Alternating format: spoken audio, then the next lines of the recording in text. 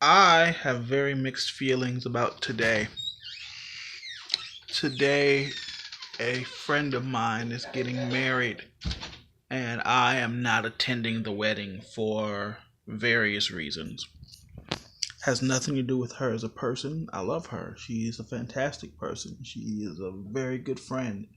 She is one of the only people who came to my wedding. In fact, she was the only person who came to my wedding who didn't have to come to my wedding. So I felt like I owed her the solid to get to hers. So understand that when I say I could not make it to her wedding today, it legitimately upsets me. If I had had my way, I would have gone, but it simply was not in the cards for me today, both physically and financially.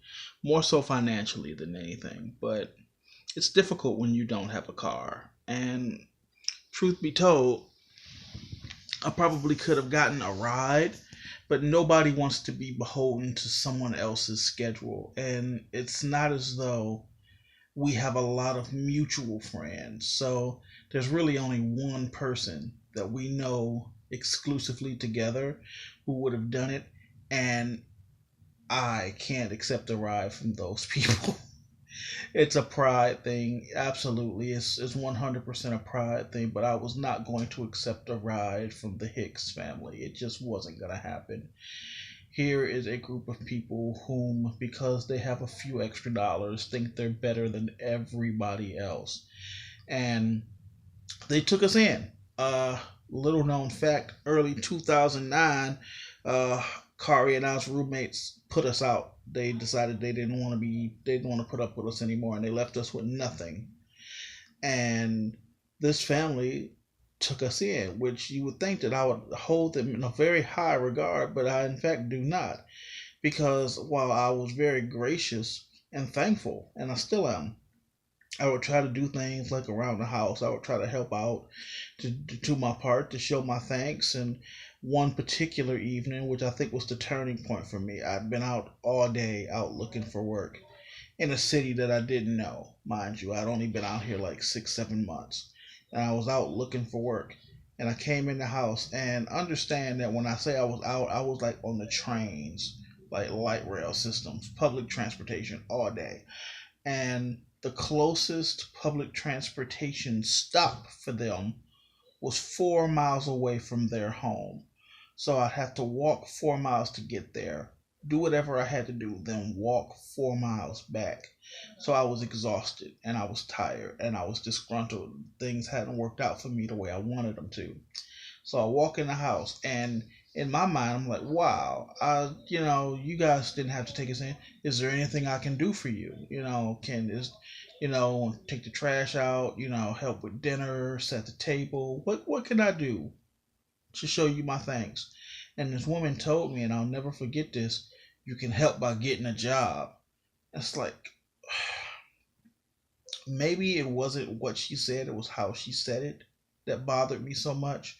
But I had been out honestly trying to get work. I was. And she would always bring home these little pamphlets with like apartments in them. And it's like, hey, look, this apartment's only $1,500 a month. And it's like, lady, I don't have a job. What makes you think I have $1,500 a month for this? See, they couldn't understand that not everybody had money. They just assumed that, oh, well, if I have it, then everybody. They didn't get it. So I was happy to leave there. Now, those people will be at my friend's wedding today, and while it would be nice to show it with my wife, whom they didn't think it would work out with, to show it with my son, whom I consider to be a success at 20 years old, he's a web developer. That's a big deal. I would like to have shown up, but I wasn't going to allow myself to have to depend on them for anything. Hi, baby. I couldn't bring myself to do it. And because I don't have because don't have transportation, and because money's been tight for us, since I'm laid off or whatnot, I didn't have the money it would take to get there or buy a gift or get back for that matter. So it broke my heart to tell my friend that I could not come to her wedding, but hopefully she understood. Hopefully she's okay. And honestly, I shouldn't even be the focus. She should just be happy she's getting married. She's found the love of her life. I threw the quotations up because I've got some that's questionable, but she's happy, and I'm happy she's happy. So I wish her the best, and hopefully she does not feel like, oh, hello there. Hi. Hopefully she won't feel like we just didn't want to come, because that was not the case at all. I feel really bad about that. I did. I legit felt bad, but I wasn't about to be holding myself to the Hicks family. Oh no. Oh You think they no. all went? Oh no. I'm sure they went. I'm sure they're Or all just there. Haley? I know Haley's there, and I'm sure it's like her parents may have shown up. Of course, they might have been doing something else for charity, so they couldn't have shown up. I run a business, and I work part-time at the YMCA. Would you like some more lemonade and bike parts? Right? Like, so I that's a part of my life I didn't want to deal with, especially when I'm not at the greatest place in my life.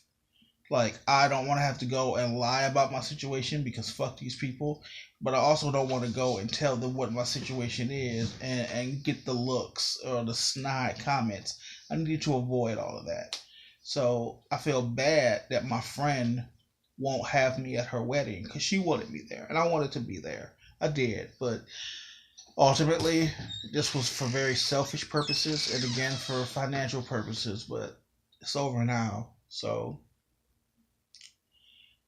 I really shouldn't be the focal point of her wedding anyway. So, she's marrying the love of her life. Her and Johnny are getting married. So they should just be happy with each other. Which guests did or didn't show up won't make or break their marriage. So I'm cool with it.